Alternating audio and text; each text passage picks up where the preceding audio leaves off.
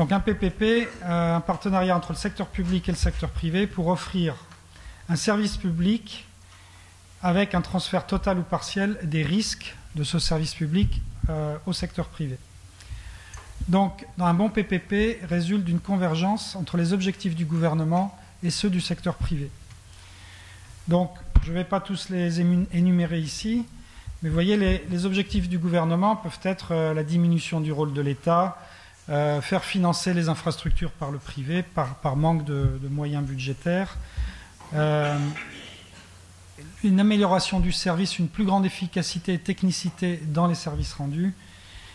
Le privé, lui, peut rechercher le rendement. Il va le rechercher de la part du gouvernement, les garanties publiques et réglementaires, et fonctionner dans un cadre réglementaire clair. Donc, quand ces deux listes d'intérêts s'alignent, vous pouvez faire un partenariat public-privé. C'est intéressant de voir le contraste de paiement entre un marché traditionnel et une structure un projet en PPP. La grande différence, vous voyez sur le graphe de gauche, dans le cas d'un financement public et d'un projet public, c'est l'État, le gouvernement, qui assume le risque de financement, donc de budget, et en particulier de dépassement budgétaire. Et c'est lui aussi qui prend à sa charge les risques des coûts d'exploitation et éventuellement de dépassement de coûts d'exploitation. Alors que dans une structuration PPP, en tout cas, où le financement est assuré par le privé, eh bien, il n'y a aucun risque budgétaire pour l'État. Donc, s'il y a des dépassements de coûts, c'est le privé qui devra compléter les besoins en financement. Donc ça, c'est un gros avantage pour l'État de ne pas courir le risque financier sur le projet. Et d'ailleurs, c'est intéressant de voir qu'en termes de dépassement de coûts, si on prend le Royaume-Uni et l'Australie, les marchés traditionnels, vous voyez par exemple un dépassement de coûts, dans 73% des cas, il y a un dépassement de coûts au Royaume-Uni quand il s'agit d'un projet traditionnel public, par rapport à 22% de dépassement de coûts quand il s'agit d'un projet en PPP. Retard de livraison, à nouveau si on prend le cas du Royaume-Uni, 70% dans le cas d'un marché traditionnel, 24% dans le cas d'un marché PPP. Bon, c'est un exemple parmi d'autres, mais c'est pour illustrer comment ce risque est mieux géré souvent en PPP. Bon, je vais passer rapidement là-dessus. Donc, on a mentionné les différents risques. Ah, il était... D'accord. D'accord. Alors, pas de problème. Très bien. Donc, il y a les mythes et réalités. Ou les mythes, ou comment les préoccupations et comment ces préoccupations peuvent-elles être prises en compte et réduites par une bonne démarche, une bonne organisation. Bon, l'augmentation des tarifs. Donc là, on parle de vérité des coûts. C'est là l'intérêt des PPP, c'est qu'on met tous les coûts sur la table. Alors qu'en public, les coûts sont cachés. C'est ce que nous a dit d'ailleurs le représentant du ministère des Finances. Hein, donc tout à l'heure, on parlait de pourcentage d'échecs, 6% d'échecs des PPP. Mais est-ce qu'on mesure les pourcentages d'échecs dans les marchés publics, en matière de dépassement de coûts, en matière de qualité de service et en matière de déficit structurel des entreprises publiques qui fournissent ces services? Donc là, ça sera intéressant de comparer, tandis que dans un PPP, on met tout sur la table. Quand il s'agit d'un service public, après tout, le gouvernement peut décider et on peut inclure dans les contrats, le prix final au consommateur sera le même.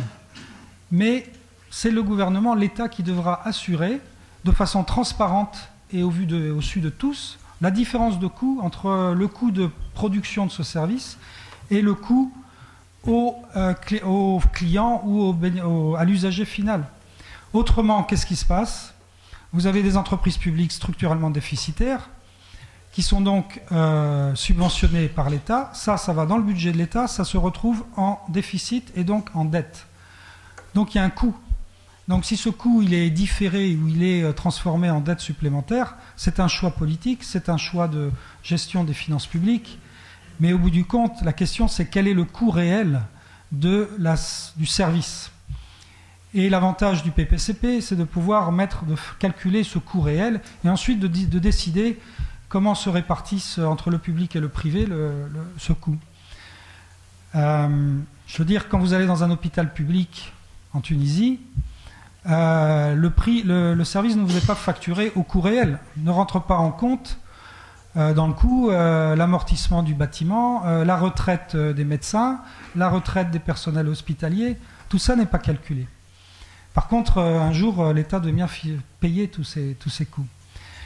Et on peut très bien faire et d'ailleurs, la plupart des cliniques privées en Tunisie, et pourquoi pas hôpitaux, fonctionnent sur un schéma où le coût du service au bénéficiaire final est le même que s'il va dans une clinique privée ou dans un hôpital privé.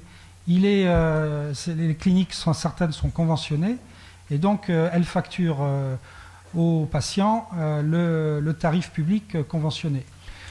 Donc, en termes de qu'est-ce que ça coûte à l'État? Rien de plus. Ça coûte, une visite chez le médecin, ça coûte 20 dinars. C'est ce que ça va coûter à l'État ou à la sécurité sociale ou à la Caisse nationale d'assurance maladie. Par contre, l'État n'aura pas à payer les bâtiments, les machines et les médecins. Donc, on peut... Ensuite, dans le coût, parlons de la qualité du service. La qualité du service. Vous êtes à l'aéroport de Tunis-Carthage, vous attendez vos bagages 45 minutes. Vous êtes à l'aéroport d'Enfida, vous l'attendez 10 minutes. Bon, comme usager, vous n'allez pas payer plus cher à Enfida ou à Carthage, mais dans un cas, vous allez attendre 45 minutes, dans l'autre cas, 10 minutes. Donc, quand on parle d'échec, quand on parle il faut tout mesurer. Nous, quand nous conseillons les gouvernements sur des transactions PPP, nous faisons une étude comparative, on dit voilà ce que ça va coûter et qu'est-ce que ça coûterait si on le faisait public-public. Et on calcule la différence, all-in cost, tout pris en compte.